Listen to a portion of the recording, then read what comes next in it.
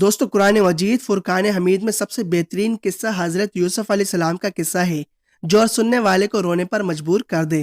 حضرت یوسف علیہ السلام بے انتہا حسین و جمیل نبی تھے اور انہیں حضرت محمد صلی اللہ علیہ وآلہ وسلم کے آدھے حسن کے برابر حسن عطا کیا گیا تھا۔ حضرت یوسف علیہ السلام کی جب وفات ہوئی تب موجودہ مصر میں رہائش پذیر تھے اور حضرت یوسف علیہ السلام کو وہیں پر ہی دفن کیا گیا۔ حضرت یوسف علیہ السلام کی تدفین پر ان کے عقیدت مندوں اور امتیوں کے درمیان اختلاف پیدا ہوا، کیونکہ اس دور کا ہر شخص چاہتا تھا کہ حضرت یوسف علیہ السلام کو ان کے علاقے میں دفن کیا جائے تاکہ ان کی برکات اس علاقے میں قائم رہے۔ بالآخر ایک شخص کی تجویز پر حضرت یوسف علیہ السلام کو دریائے نیل کے درمیان ایک سنگ مرمر کے تابوت میں رکھ کر دفن کر دیا گیا تھا تاکہ ان کی برکات دریائے نیل کے پانی کے سبب مصر میں ہر جگہ پہنچ سکے۔ مصر میں دریائے نیل کے پانی کو آج بھی بنیادی حیثیت حاصل ہے۔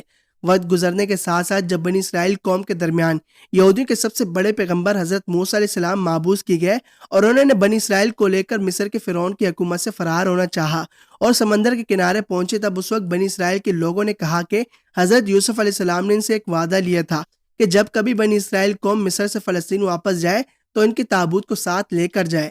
اس وقت بنی اسرائیل قوم کا کوئی بھی شخص یہ نہیں جانتا تھا کہ حضرت یوسف علیہ السلام کا تابوت کہاں دفن ہے، کیونکہ اس دوران کئی زمانے گزر چکے تھے۔ لوگ حضرت یوسف علیہ السلام کی قبر کے نشان کو بھول چکے تھے۔ تحقیق کرنے پر معلوم پڑا کہ ایک بوڑھی عورت ہے جو اس بارے میں جانتی ہے اور اس نے حضرت موسیٰ علیہ السلام کے سامنے کچھ شرطیں رکھی تابوت سکینہ کا پتہ دینے کے لیے۔ بوڑھی عورت نے کہا کہ اگر اسے جنت میں حضرت موسیٰ علیہ السلام کی ہمسائیگی اور قرب نصیب ہو اور اس کا وعدہ اس سے کیا جائے تبھی وہ تابوت کی جگہ بتائے گی کہ کہاں پر موجود ہے۔ دوستو، ان شرائط پر پہلے تو حضرت موسیٰ علیہ السلام نے غصہ کیا، مگر بعد میں اللہ کے حکم پر شرط کو تسلیم کر دیا۔ یوں اس بڑھیا کی مدد سے حضرت یوسف علیہ السلام کو تابوت حاصل کر لیا گیا جو سنگ مرمر سے بنایا گیا خوبصورت تابوت تھا۔ پھر اس تابوت کو لے کر حضرت موسیٰ علیہ السلام فلسطین واپس آ گئے۔ اس کے بعد سے تاریخ میں اس چیز کا ذکر نہیں ملتا کہ حضرت یوسف علیہ السلام کے اس تابوت کو فلسطین میں کہاں دفن کیا گیا۔ اگر ہم موجودہ معاملے کی طرف آئیں تو فلسطین کا ایک شہر ہے جس کا نام نابلس ہے۔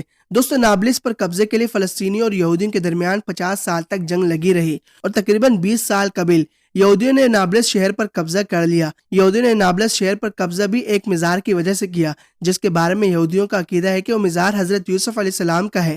اس پر مسلمانوں کا کہنا ہے کہ یہ ایک مسلمان بزرگ کا مزار ہے جن کا نام بھی حضرت یوسف علیہ السلام کے نام پر یوسف تھا۔ جب یہودیوں نے اس شہر پر قبضہ کر لیا اور وہ مزار یہودیوں کے قبضے میں آ گیا تو یہودیوں نے اس بات کی تسلی کرنے کے لیے کھدائی شروع کر دی کہ کیا واقعی میں یہ حضرت یوسف علیہ السلام کا مزار ہے یا نہیں۔ کھدائی کے دوران یہودیوں کو جس قدر حیرت انگیز اور خوفناک حالات کا سامنا کرنا پڑا، ان حالات نے یہودیوں کی ہمت پست کر دی۔ ہر بار کھدائی میں ایک نہایت ہی خوفناک اور بڑے سائز کا سانپ نامعلوم جگہ سے نکل آتا تھا جسے یہودی پوری کوشش کے باوجود بھی نہ بھگا سکے۔ ہار مانتے ہوئے یہودیوں نے اس کام سے ہاتھ نکال لیا۔ یہودی اسی ایک مزار کی وجہ سے فلسطینیوں کے ساتھ 50 سال تک جنگ لڑ رہے تھے، اسی لیے یہودیوں نے اس معاملے کو یہیں پر ہی دبا دیا اور کوشش کی کہ کھدائی کی تفصیلات لوگوں کو نہ پتہ چل سکے، کیونکہ یہودیوں کی اس ناکامی پر پوری دنیا میں یہودیوں کا مذاق بھی بن سکتا تھا۔ اس کے ساتھ ساتھ یہودیوں نے ماہرین ارضیات کی خدمات حاصل کی جنہوں نے قبر کی مٹی کے نمونے لے کر بتایا کہ قبر ہزاروں سال پرانی نہیں ہے بلکہ صرف 200 سے 250 سال پرانی ہے۔ اس بات سے مسلمانوں کے دعوے کی توثیق ہوتی ہے کہ یہ قبر واقعی میں کسی بزرگ ہستی کی ہے۔ حضرت یوسف علیہ السلام کی قبر یہ نہیں ہے۔ یہودی حضرات اس قبر پر بے تحاشا سرمایہ اور بہت زیادہ جان قربان کر چکے تھے، اسی لیے انہوں نے حضرت یوسف علیہ السلام کی قبر کے نام سے ہی مشہور کیا اور یہاں پر تورات اکیڈمی بنائی جہاں پر یہودیوں کے بچوں کو تورات سکھائی جاتی تھی۔ بعد میں اس مزار پر ایک فوجی چوکی بھی بنا دی کیونکہ ان کا عقیدہ ہے کہ حضرت یوسف علیہ السلام کی قبر کی برکت سے وہ ہر جنگ میں فتح یاب رہیں گے۔ حضرت یوسف علیہ السلام کی قبر کے بارے میں یہودیوں کا یہ عقیدہ ہی دراصل یہودیوں کے لیے اس کشش کا باعث ہے۔ اسی وجہ سے انہوں نے اس قدر لمبی اور طویل جنگ لڑ کر اس علاقے کا کنٹرول حاصل کیا، لیکن پھر بھی اپنے مقصد میں یہودی قوم ناکام رہی۔ اس وقت پوری دنیا میں کسی کو بھی معلوم نہیں ہے کہ حضرت موسیٰ علیہ السلام نے مصر سے فلسطین واپسی پر کس جگہ پر حضرت یوسف علیہ السلام کے تابوت کو دوبارہ دفن کیا تھا۔ یہودی اپنے تابوت سکینہ کی طرح حضرت یوسف علیہ السلام کی قبر مبارک کو بھی تلاش کر رہے ہیں تاکہ ہر میدان میں فتح کو یقینی بنا سکے۔ تابوت سکینہ وہ ہے جس میں حضرت موسیٰ علیہ السلام کا عصا مبارک، ان کی نالین مبارک، حضرت سلیمان علیہ السلام کی انگوٹھی اور من و سلوہ کے برتن، اس کے علاوہ بھی بہت سی دیگر چیزیں بھی اس تابوت سکینہ میں موجود ہے۔ یہ تمام چیزیں یہودیوں کی تبرکات میں شامل ہے اور تابوت سکینہ مختلف وقتوں میں یہودیوں کے پاس آتا اور جاتا رہا۔ پھر آخر کار یہودیوں کی کوتاہیوں اور اللہ کی نافرمانی کی وجہ سے اللہ تعالیٰ نے ان سے تابوت غائب کر دیا، جس کے بعد آج تک اس تابوت سکینہ کے بارے میں کسی کو علم نہیں ہے کہ کہاں چلا گیا۔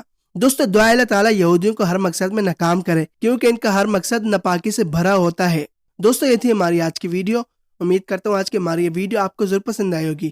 پسند آنے کی صورت میں ویڈیو کو لائک کر کے شیئر کر دیں، حسب روایت چینل کو سبسکرائب کر کے بیل آئیکن کو پریس کر لیں تاکہ ہماری لیٹسٹ ویڈیو کی نوٹیفیکیشنز آپ کو بر وقت ملتے رہے۔ ملتے ہیں اگلے ایک انفارمیٹیو ویڈیوز میں، دیجیے میں اجازت، تب تک کے لیے اللہ حافظ۔